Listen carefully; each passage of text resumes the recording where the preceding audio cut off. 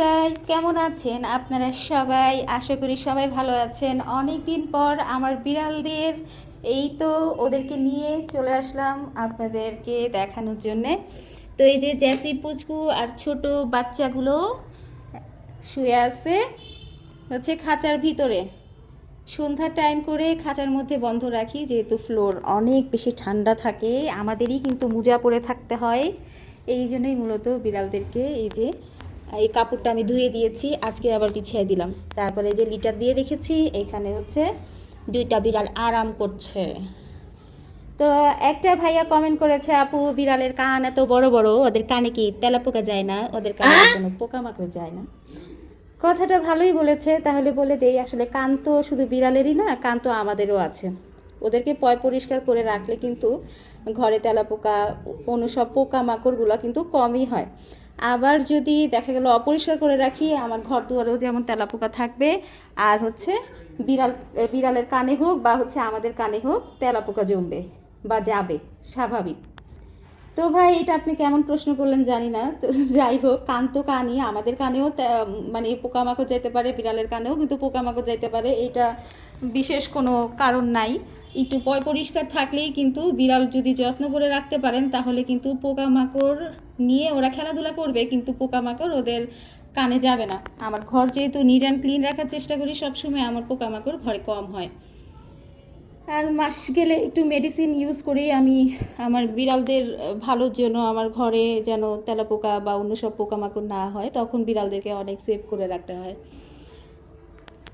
আমার জ্যাসি, পুচকুর কথা কি বলবো, এরা এখন ইদানিং মানে লিটার বক্স বাদে, মানে লিটার বক্সে দুই হাত রেখে তারপরে হচ্ছে ওরা দুই পা ফ্লোরে রেখে তারপর মুতে দেয়। এটা কেন হচ্ছে? কারণ আমি এখন খুব অভাবের মধ্যে আছি। এই জন্যে আমার বিড়ালদের লিটার না নিয়ে এসে আমি নিয়ে আসছি কাঠের গুঁড়া। এই যে দেখতেই পাচ্ছেন কাঠের গুঁড়া, ওরা একদমই পছন্দ করতেছে না। ওরা সব সময় লিটারে পিপটি করে অভ্যস্ত। এই জন্য মূলত ওরা লিটার ছাড়া কাঠের গুঁড়াটা বেশি একটা পছন্দ করছে না। কিন্তু কি আর করার, এই আমি এক বস্তা কাঠের গুঁড়া নিয়ে আসছি। আসলে এটা ফার্স্ট টাইমই আমি নিয়ে আসলাম, আনার পরে দেখছি যে আমার বিড়ালরা এটা একদমই পছন্দ করতেছে না। এই জন্য জ্যাসি, পুচকুকে আমি খাঁচার মধ্যে রাখি রাতে, কারণ দেখা গেল যে অর্ধেক রাতে ঘুম থেকে উঠার পরে দেখি যে ওরা এদিকে সেদিকে মানে হিসু করে রেখেছে। মানে এদিকে সেদিকে বলতে লিটারের সাইডে, যেমন দুই হাত লিটারে রেখে তারপরে দুই পায়ে এই জায়গায় রেখে এই জায়গায় হিসু করে দিচ্ছে। তো এই একটা ঝামেলার মধ্যে আছি, একা মানুষ, সব কিছুই করা লাগে। চারটা মেল বিড়াল আছে, আর হচ্ছে আমার এই যে দুইটা ফিমেল বিড়াল আছে, আর দুইটা এই যে কুটি কুটি বিড়ালগুলো দেখছেন মেল বিড়াল আছে। তো এই হচ্ছে কথা।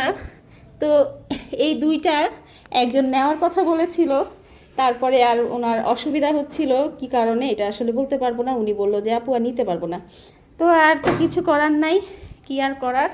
তো থেকেই গেল যে আপনারা যদি কেউ নিতে চান এই বিড়ালগুলোকে, তাহলে এই ছোট্ট ছোট্ট অ্যাক্টিভ বিড়ালগুলো আপনারা নিতে পারেন।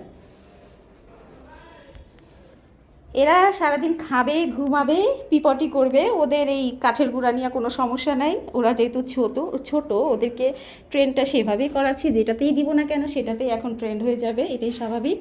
তো দিচ্ছি, ওরা থাকছে আর এখানেই পিপটি করছে। ওরা এই দিক সেই দিক পিপটি করে না। কিন্তু জ্যাসি, পুচকুর ব্যাপার হচ্ছে, ওরা যেহেতু বড় হয়েছে লিটারে পিপটি করে, তো ওরা আসলে এই কাঠের গুঁড়াটা পছন্দ করছে না। তো আপনারা একটু দেখবেন বিষয়টা, যে আপনার বিড়াল যদি আসলে কাঠের গুঁড়া পছন্দ না করে, সেই ক্ষেত্রে নিয়ে আসার কোনো দরকার নাই। বের হয়েছে বাবা, লিটারেই আনাবেন, লিটারেই ওদের পিপটি করাবেন। তো আমিও এখন এটাই করব, এই কাঠের গুঁড়াটা পুরাটাই ফেলে দিয়ে কিছু করার নাই। আমার এখন লিটার আবার নিয়ে আসতে হবে, কারণ এরা হচ্ছে নবাব হয়ে গেছে, এদেরকে আর কিছু করার উপায় নাই। তাহলে এভরিওয়ান, আপনারা সবাই ভালো থাকবেন। আল্লাহ হাফেজ।